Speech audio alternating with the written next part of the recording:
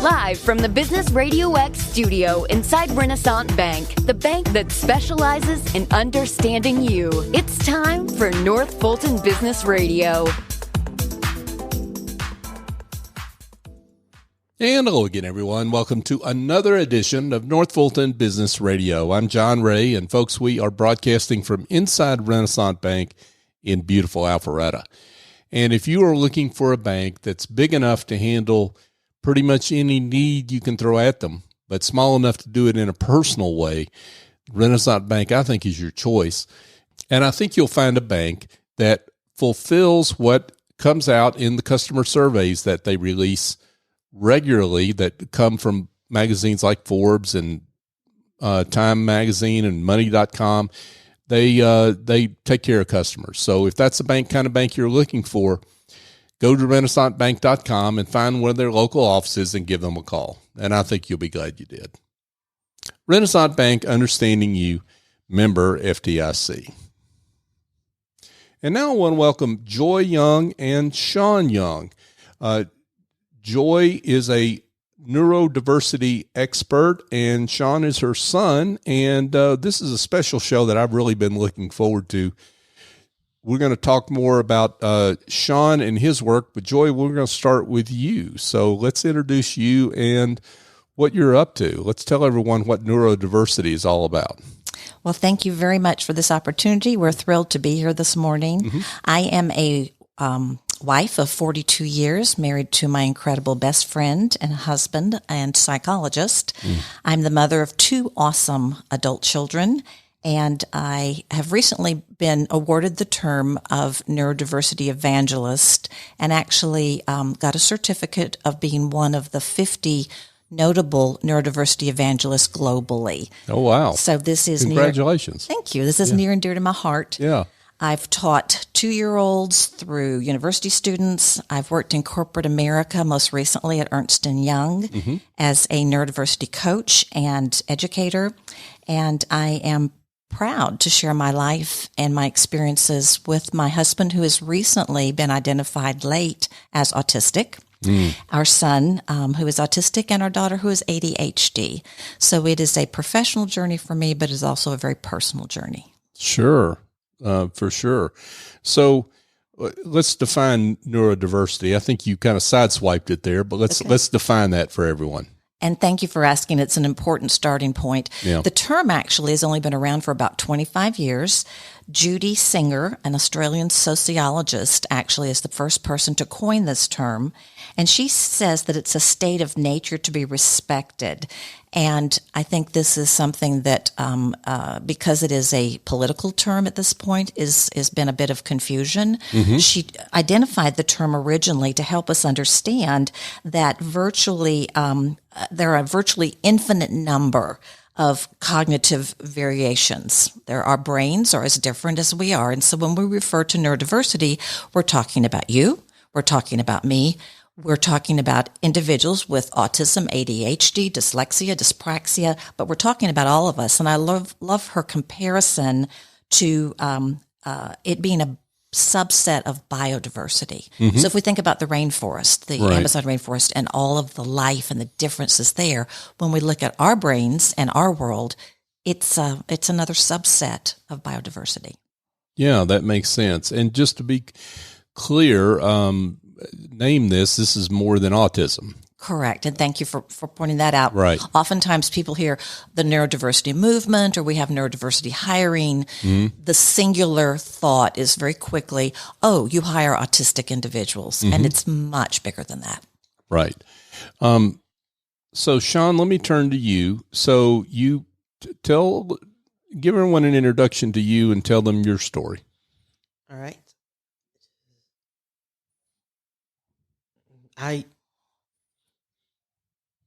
Let's see. Well, I was adopted at age 4, mm-hmm. and I always loved taking things apart and figuring out how they worked. I went through public schooling and homeschooling, and one of my favorite childhood memories is reading a 4-inch thick Visual Basic book given to me by my Uncle John. So. Oh, wow. Mm-hmm. Well, you must have been pretty proud of yourself on that. I guess at the time I didn't realize that was all that different. I just cared more that this is interesting stuff. Yeah. So you just kept going. Yes. I love it. So you graduated Georgia Tech. So. Yeah, and you graduated from Georgia Tech. So yes. What did you study at Georgia Tech? Computer science. Which, yeah. And what drew you to computers? I mean, you could have done a lot of different things, but what drew you to computers? Well, I kind of get what they are very literal. They do exactly what you tell them to, regardless of that's what you meant or not. And I just get kind of how the logic that they follow, the way algorithms work, expressed in how computers work with algorithms, our current computers. Yeah, like in code and that and that kind of thing. Yeah, that makes sense. Now, I understand that you, from early on, you had an interest in how things work. Mm-hmm. So that seems like that might be part of it as well. Yes. Yeah. You want to say more about that? Yeah. Even now, when I see something goes like, wait, how does it do that? I'll go like on a magical research journey to figure out how it works. And it doesn't even necessarily have to be computers. It can be math. It could be like even something like it could even like the machines used in the textile industry even. Oh, really? Really. So, oh, okay. And I also really loved maths and sciences and logic, and that's also contributed towards that. Right. And so you're not just interested in I guess, to put it in school terms, the answer, but you're interested in the process to get to the answer, right? Right. Right. So that's one of your skills. Yes. That's not one of my skills, by the way. So I admire that in you, Sean. But I want you to talk about some of the challenges that you faced as you grew up, became an adult, in terms of your autism. Talk about that. Well, one of the things I struggle with is executive function, such as time estimation, given the priorities, plus given the due dates, what do I work on next? Figuring out how to track things more deeply than just due dates, like what stage of this project, when should I communicate with this client, then this stage of the project. I know those are never always set in stone, but having some idea is what a lot of people who work with me want. So, right. Or at least, and definitely the management. So. And so what you need the people that you work with to do is to kind of help you with that, right? Because it doesn't come naturally to you. Right. Right. Just like process doesn't come naturally to me. Right. Right. Okay. Go ahead. I guess another struggle is when the drive to find how things work and get to the things behind the things, that kind of also introduces some decision paralysis, how to choose between the many choices. Like even at a fast food restaurant, I go like, okay, is health or taste what's more important to me today? What about the cost? Is that a new item on the menu? Should I go ahead and try it? If not, when's the next time I'm going to be here? And is it a limited time thing? And all those kinds of questions run through my head, and takes me a long time to order. So, okay. And that happens at work too. Like I have to present look at options and choose which one, and that takes me a long time. But the strength of that is that when I come out of it, I have a very good idea and can present a good case, the strengths and weaknesses of every option. And like if I'm shopping, I'm very pleased with the final decision. So, and I can and I give a very thorough analysis at work about why things would work or not. Right. And those folks at work that appreciate that kind of analysis are going to appreciate what you can bring. Yes. Yeah, that makes perfect sense. So, talk about your career. So you graduated from Georgia Tech. Mm-hmm. Then what happened? You got a job. Yes, we got a job. I got a job at Signature FD. And tell me how that happened. That's a special story, yes. Right? Yeah. When even during that time, the early 2000s, I was doing talks about my autism and my journey and how it impacts me and how it impacts those around me. Mm-hmm. And what I can do. And I was speaking to parents for one presentation, and one of the parents there just so happened to be the CEO of a mid-sized financial organization. Mm-hmm. And he had a son with autism and was, trying to figure out what to do. So he said, if I can do anything to support you, let me know.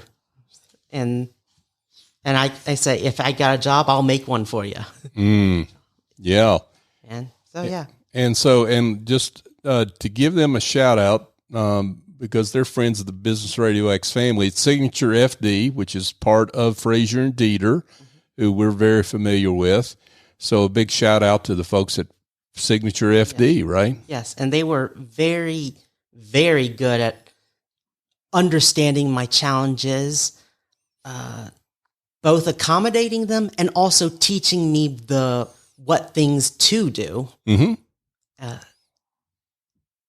Like sometimes I just got stuck in the car in the parking garage because getting outside, transition, like just listening to the radio eventually I got past that, but it was a lot of what's appropriate for the workplace, what kinds of professional expectations and all that. So, and there's a lot of folks that need help getting acclimated to the workplace, Sean. So I don't think it's just you. I think there's a lot of young people that need some help with that. So, even things like how to socialize in a professional setting, right, right, because it's different than school, right? Right. Yeah, that makes perfect sense.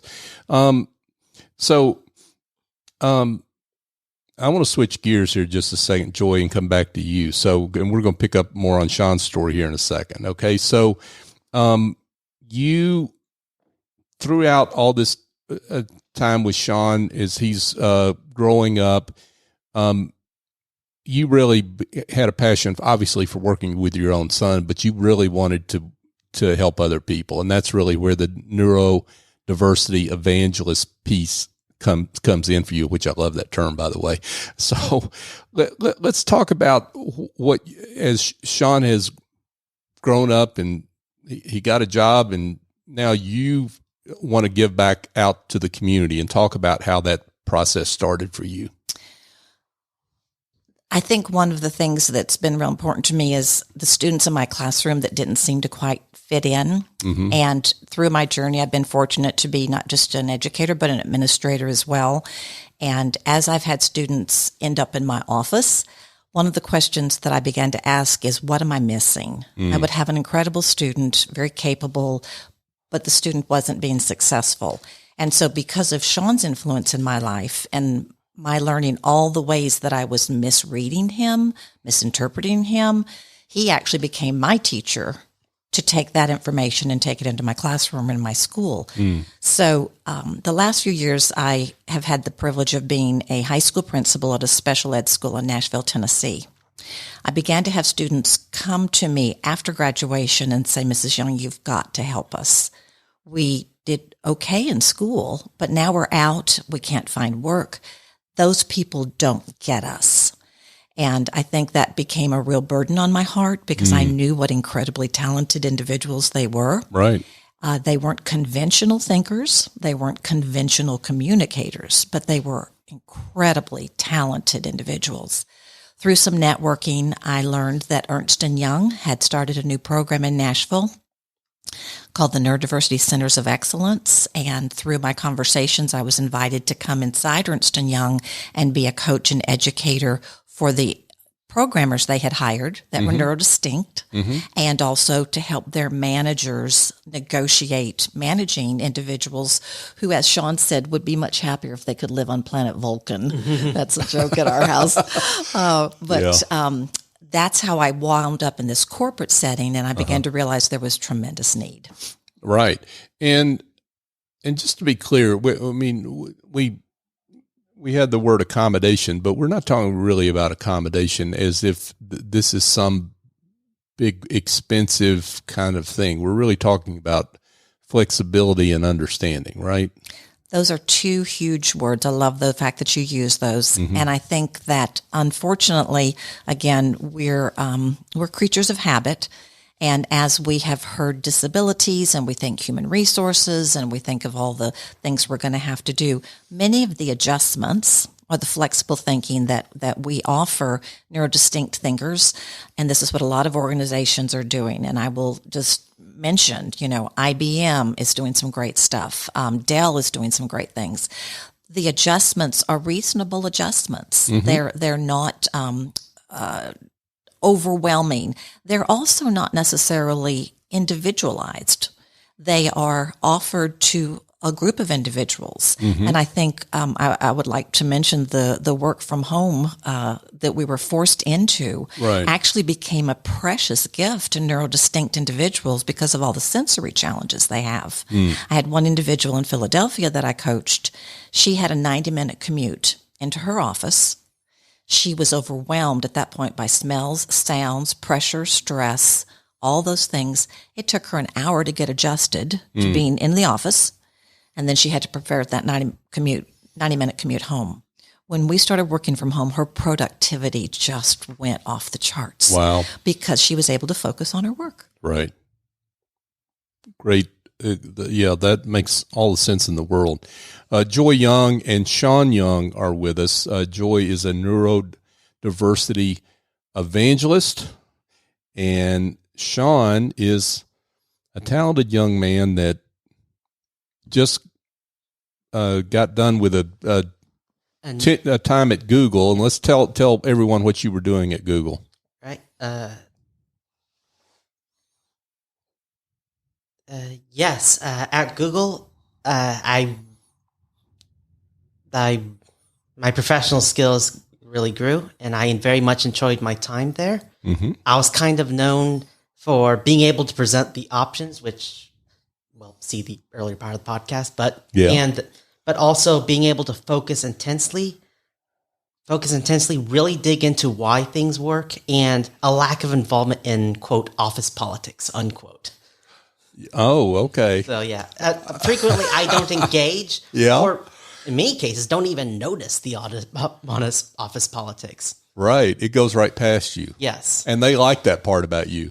Oh, a lot of people do. Yeah. I can understand why, buddy. I like that. Although among the corporate world, Google's corporate politics are not like, it's definitely among the lower end of toxicity, but but still, every organization's got politics. Because people. Yeah, right. So that just didn't resonate with you. Yeah. So I, as part of the July 12K layoff Google did, I was part of that.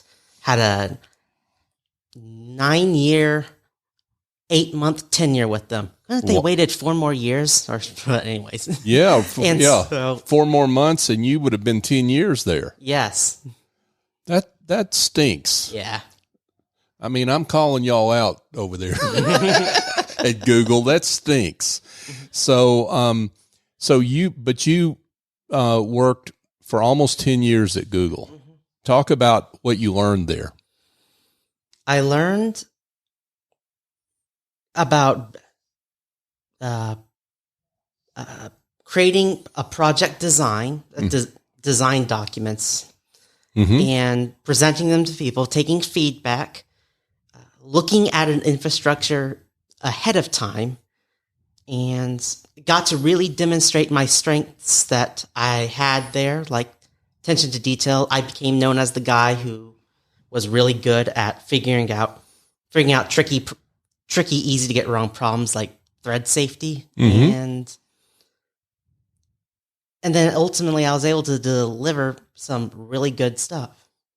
That's and they have some great tooling in there. So +1 to that. So thumbs up to that. Okay. Well, then we won't totally dump on them because we won't get totally mad at them. But anyway, but you did.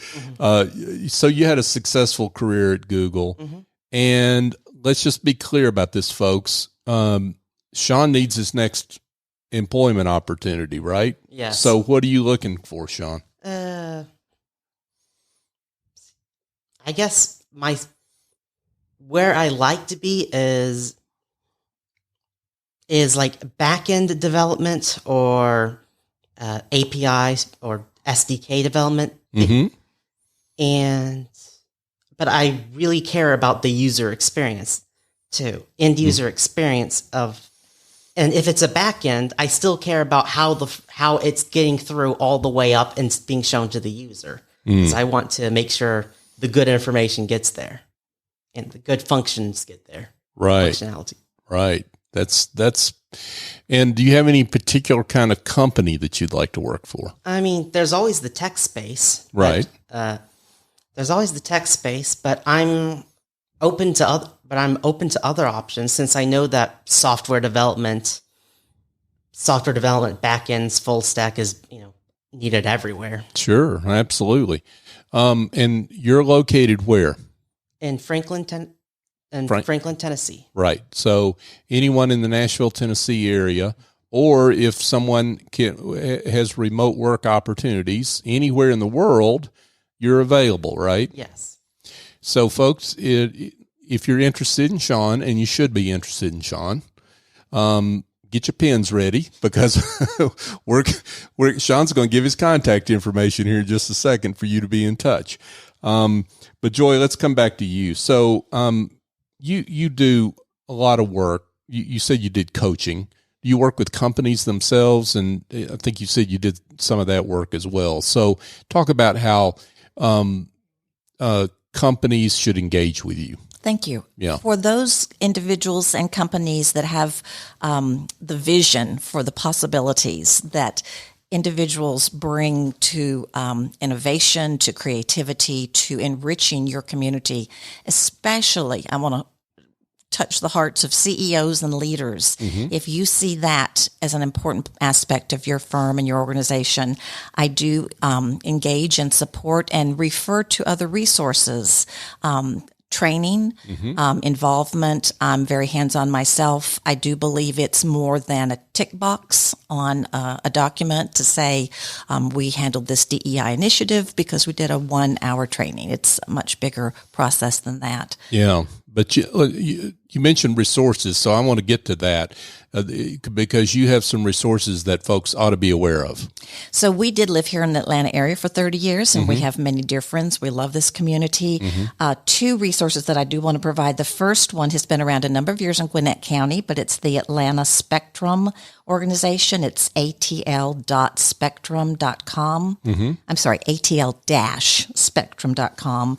And this is an organization that provides support for autistic individuals and their families. They have camps, they have trainings, they have community opportunities for all abilities and all ages. But it is in the autism space. Also for businesses that, again, would like to bring in neurodistinct talent, they offer free training to those individuals. And the second shout out, and I really want to encourage you to check this out, it's mentra.me. mentra.me, a group of Georgia Tech students created the startup less than 2 years ago, and it is an employer candidate partner employee network. It's for neurodistinct individuals looking for jobs. It's for organizations learning to bring neurodistinct talent on. It is using chat GPT. Thank you, Sean. Which is a big item right now. They're leveraging that. But go online and check them out. They've got a lot of exciting things and helpful resources. And then I'm available should you need me. You can find me on LinkedIn at Joy Carol Young. Okay, terrific. That's a great place to connect. Now, Sean, before we get to you brought up Chat GPT. What do you think about Chat GPT? It's kind of it's definitely very intriguing, but it's also a little scary. Like it'll be quick to tell. I've actually talked with it before, and it'll be quick to tell you that's not actually thinking and it doesn't actually have understanding. Mm-hmm. But dang, it's good about mimicking someone who does. Really good. Okay. And had several quote conversations unquote with them about the nature of computation and AIs and what that means and all that sort of stuff. Yeah. And also try to teach it some funny internet humor too. Oh, okay. Unsuccessfully, but it's trying. I might have to hear more about that after the show. That sounds pretty cool. But I want to get to the most important question, which is how folks can get in touch with you that want to talk to you about potential employment for you. The best way to reach me is also through LinkedIn at Christopher Sean Young. And Christopher is Christopher is my first name, but I go by Sean. Right. But it's Christopher Sean Young, your full name on LinkedIn. Yes. And folks can find you. Mm-hmm. And they can connect with you and they can send you a message on LinkedIn. Yes. Terrific. Joy Young and Sean Young. And it's been a great pleasure to have you here with us. Is there anything you want to add before we go? Very, very quickly here. One accommodation that was very good for me is that me personally, I have prosopagnosia, the difficulty of recognizing faces. Like I could, and so things like pictures along with the names of team members was very helpful to me. So if they came up to me, I'd want to go like, wait, where did you come from? Where do you even work? Are you even here? Do you even work here? Like, because I couldn't recognize their faces. So. Oh yeah. And that's an easy thing to do, right? This is not something that's real hard to do in terms of being flexible. Right. Right. Okay. Terrific. I'm glad you mentioned that. Thank you for adding that. So again, Joy Young and Sean Young, wow, y'all are both doing great work, and we're just so honored to have you here. Thank you for the opportunity. Thank you, Joy. Thank you, Sean. Thank you. Absolutely. And you're welcome. Yeah, thank you.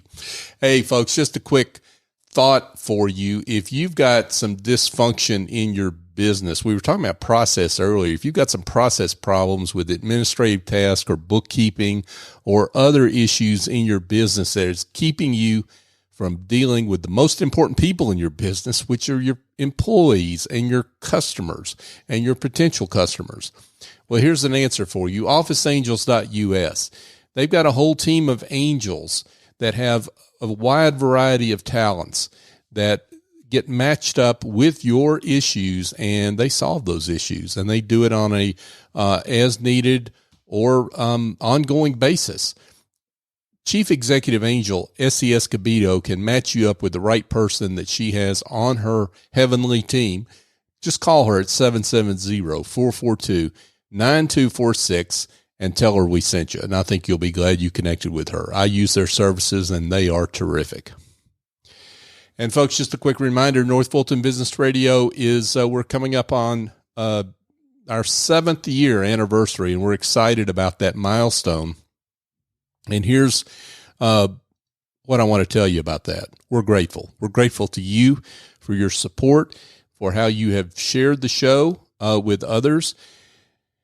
And this is what I want to ask on this show. Please share this show. If you have heard something here, if you know of somebody that might want to hire Sean Young, then please share this show and say, listen to this show and hear this fine young man that needs to go to the next spot in his career after Google. And I think you will be doing Sean a favor, but you'll be doing what you've always done with this show in supporting the business leaders that we've had on the show over the years. So thank you for that. Thank you for your support, and thank you for allowing us to be the voice of business in North Fulton. So for my guests, Joy and Sean Young, I'm John Ray. Join us next time here on North Fulton Business Radio.